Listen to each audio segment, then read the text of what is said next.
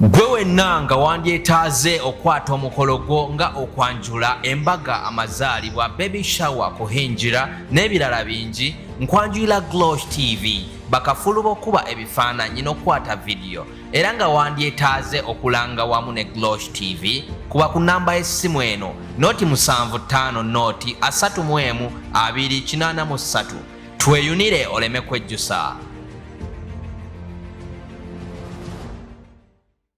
Vinga bulijjo nja kusaba muganda wange ogende wansaawo o subscribing o liking atela o sharing osobola no commenting okusinzira ku video nga obokoze ki nga oba ogirabye natera osobola okunyiga ka notification bell nosobola kubanga osobola okufuna videos za ezenjalo zitwa tutaddeyo gwe kasitoko na ka notification bell of course oba ino okufuna gundi ekulaga ati Taata Glosh TV ina ka video kekoze ki kekutereddeyo natera abatutekamu ensimbi omukulu jjajja wafula jjajja wafula okuva ebusia era ngo nasangibwa Bugigi Katosi Road era nga oba ogendayo oviramu Ntenjeru omukolo ono yateekamu ensimbi ffe nga aba Glosh TV ne tusobola okubanga tukutuusaako videos ezeki ezenjawulo. Jjajja wafula akola ku nsonga ki? Jjajja wafula akola ku nsonga zino wammanga gwe wenna ng'otawanyizibwa ensonga z'amaka olina endwadde zitategeerekeka byanfuna nsonga ki eziganye gwe kyolina okukola noonyaako buloonya ku jjajja wafula ku namba y'essimu eno 0759 33 64 gwe omukulu oyo mukubireko kanamba k'essimu ako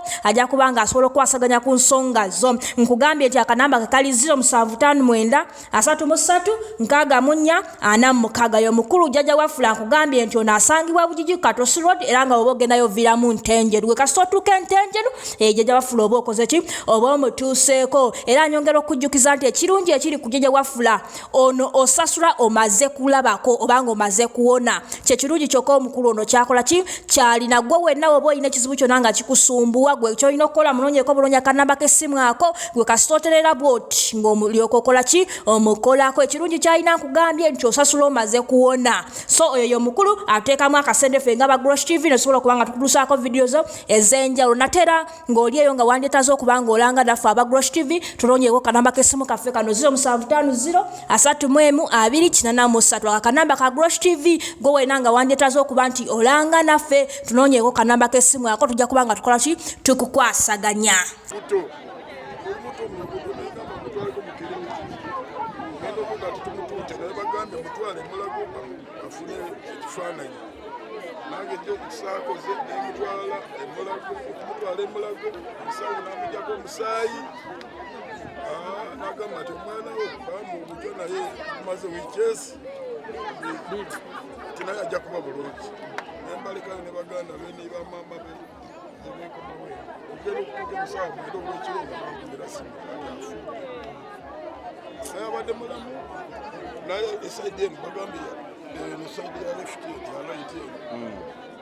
yali efudde yonna nga maazi meereere ng'ebyenda biriko n'amabo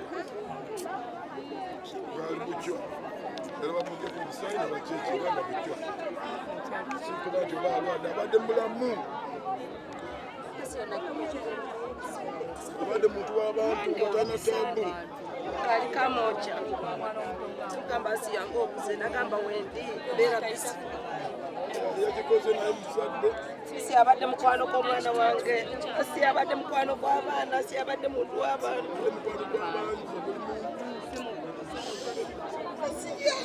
akikoze mukama Katonda mwebale mukoze neyanziza mwebale nnyo ne munnaze yasomanga ne Bobi basomako ne Bobi Wine mu kibiina eki kimu era kati omwana abadde aweza emyaka 36 kati asiya adaweza ameka 36 guno omwaka guno guyinjidde guno kwa 36 kale tetuna kyakola nga Katonda bwageze eyakikoze naye muzadde oba musajja oba mukazi mukama yamanyi mwebale nnyo ebikoze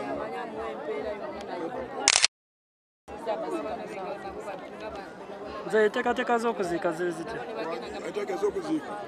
kwegamba bagambye tujja kumutwala nkya Masaka alisizo bamutwala nkya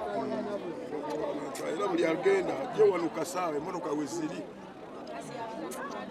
aba TikTok batuwadde emmotoka ngezi bbiri zigenda okutwala abantu kale anasobola ajja enkya tugende